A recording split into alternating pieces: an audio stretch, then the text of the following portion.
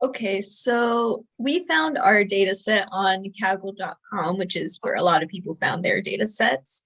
It's basically it contains 10K top-rated TMD movies as of 26th of July, 2022.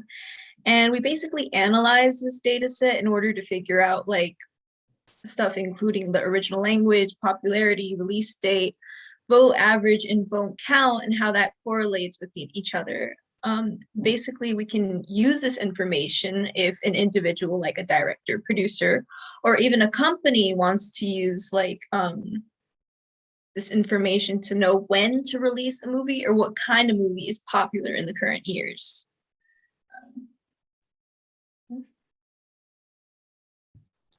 All right, so the first thing we did was fill in our missing values. And as you can see in the top line there were some missing values.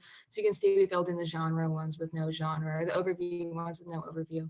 So we did that. And the other thing that we had to do to kind of like clean up our data a little bit is the one type for our date was actually listed as objects. So we had to go ahead and change that to date time format.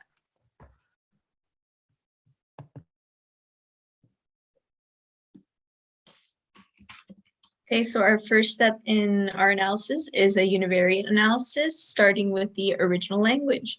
Here we have an original language bar chart, and this graph shows that out of the 10,000 movies in the data set, almost 7,800 were originally in English. There are all about like 900 that is originally in French, 500 in Italian, 300 in Japanese, and 150 in Spanish. All the other languages, as you can see, are less than Spanish. Then we have a pie chart to demonstrate the percentage of top movies that were originally written in each language. And this graph confirms our observations from the previous graph. English makes up about 78% of the top movies, followed by French at 7%, Italian at 4%, Japanese 3%, and Spanish at 2%. All the other languages are 1% or less. This again shows that the most top movies are originally made in English. All right, so the next thing that we have here is release date. And as you can see, the first thing that we did is we actually created two new columns. So we separated the release date that they gave us into year and months. We could look at those separately. So the first bar chart that you see here is the count of the number of top movies. And then across the bottom is the year. And so you can obviously see that as the year increases, the count of top movies also increases.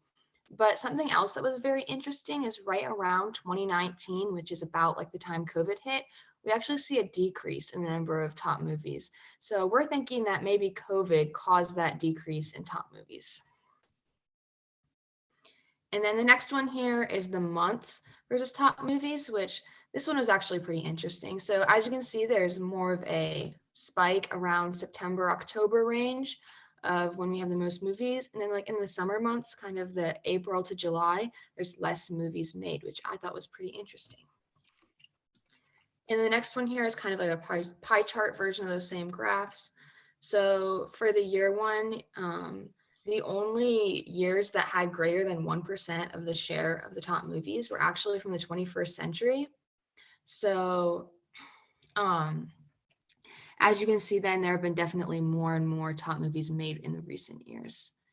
And then the next pie chart is month, and it again confirms the same thing. You see like 10, 9, those fall kind of into winter months have more movies than those spring, summer ones.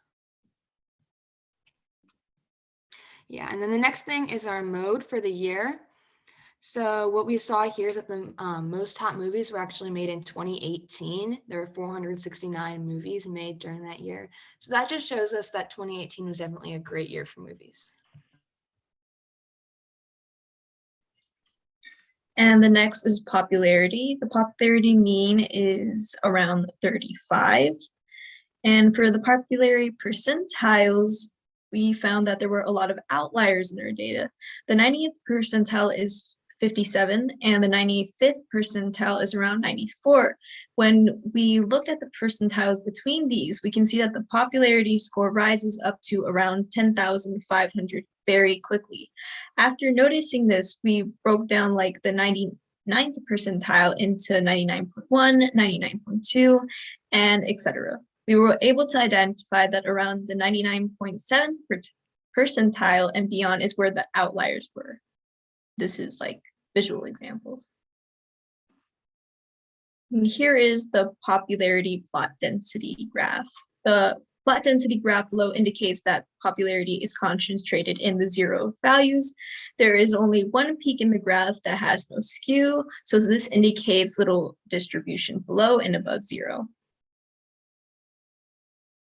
And we also have a popularity CDF and PDF graph. Because the CDF graph appears to be a value of 1 from the origin, we can see that the value must all be very close to the origin. This idea is also apparent because the PDF has a steep downward slope. This means the probability of any value to the right of the graph is very low. So together, these shows that our data is mostly on the left side of the graph, and only a few outliers remain on the right side of the graph. Also, as the value gets higher, their probability decreases.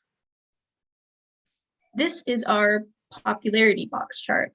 The box chart helps to show what we saw in the PDF and the CDF graphs. Most of the values are concentrated near the lower values, and only a few outliers represented by the dots remain outside the range of the data set.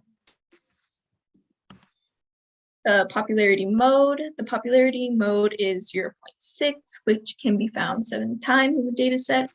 Given the mode is only present 7 times, it is apparent that the data must be very different. Only 7 out of 10,000 data points have the same value.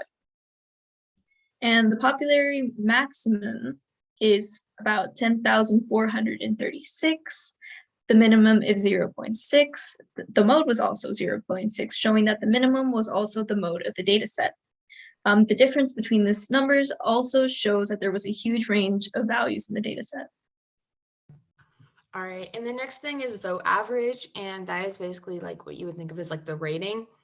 So the first thing we did was find the average of the vote average, and so that was right around 6.6. And the next thing we did is kind of look for outliers by using the percentiles. And this one, actually, there weren't outliers because what we saw is that the percentile, like 90th percentile, 95th percentile, were close together, and they seemed to increase in a logical manner. So we decided there weren't outliers with this one. The next graph here is our plot density. And what's very interesting about this one is how gradually spread out it is compared to some of the other ones, which had one peak and then very straight lines at the bottom. So I like to think that this one's, because there are like equal areas on each like half of the graph, that means that we have pretty equally distributed data for this, which is pretty interesting. And the next thing is our CDF and PDF graph. And this one actually looks very nice compared to the other ones, because as we can see, the CDF like gradually increases to 1, showing that our probability isn't all on one value. It gradually increases and decreases, and that's represented by the red line. Our probability does gradually increase and decrease. There's not necessarily one number that is way more probable than another. They all have a fair amount that they could happen. Okay, and then the next thing is the box plot, and here you can see there aren't dots. So again, that confirms our belief that there weren't many outliers in this one.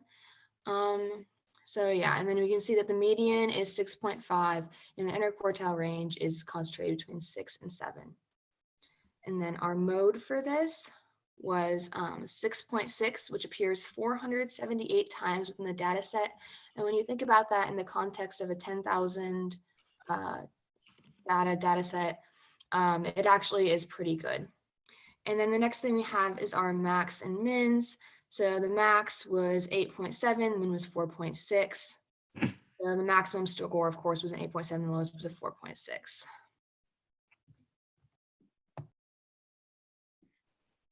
And now we have the vote count. The vote count mean is 1,547.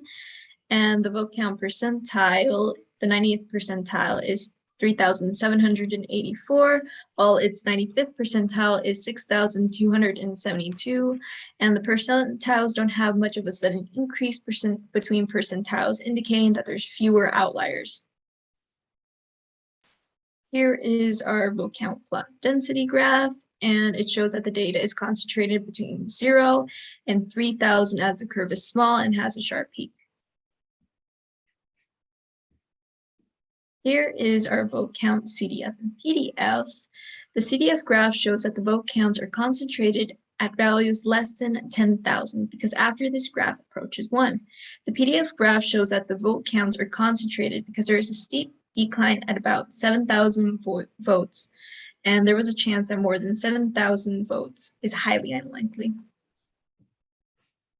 This is our vote count box chart, and it indicates the same observations as above.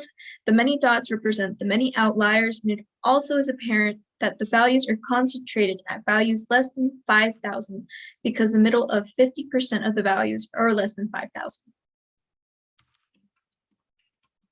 The vote count mode is 210, which appears 41 times. 41 out of 10,000 is very small, showing that the data is not repeated that many times.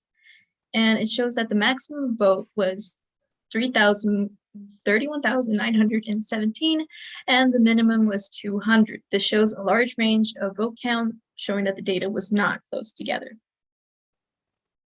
All right, and then we get into our bivariate analysis. First thing we have here is a correlation plot, kind of like a heat map. So the lighter values mean more correlation, darker, less correlation. So as we can see with this, the vote average and vote count columns are the most related. Next is the vote count and popularity, then month and vote average and popularity and year are tied. And actually the least related are year and vote average.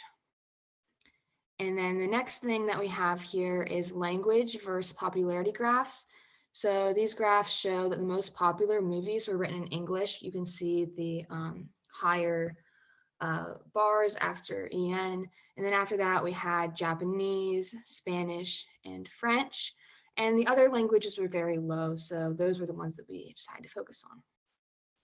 And then the next thing we have is vote average versus popularity. And so we did a scatter plot with vote average popularity, but if you look at this first graph, it is very hard to get a clear correlation from it, and it is because of those few outliers. So if you remember from above, when we found the percentiles that the popularity was outliers, we actually decided to make a copy of our original data frame, call it new frame. Instead, what you see here is that we are printing out where the popularity is above those outlier values that we decided. We dropped those from our new frame and we regraphed the new plot with that. And now it's much more clear to see that there's a positive correlation as vote average increases, so does popularity with this new frame. And then the next thing we have for this is a joint plot.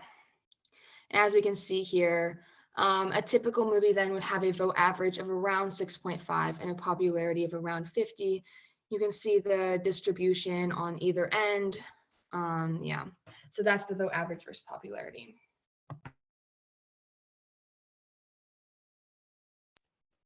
And here is our vote count versus popularity scatter plots. The first graph, as Ava said, is the raw data, and the second one is without outliers. Both graphs clearly showed that as the vote count increases, so does popularity. And along with that, we have the vote count versus popularity joint plots. The first graph, as shown, is the raw data, and the second is without outliers. And both show that the typical movie would have a vote count at around 500 and a popularity of around 10.